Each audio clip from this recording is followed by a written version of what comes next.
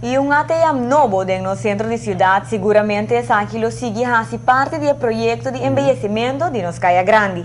Durante o último dia, nos tour para reparar um avanço na construção da plaza em Caia Grande.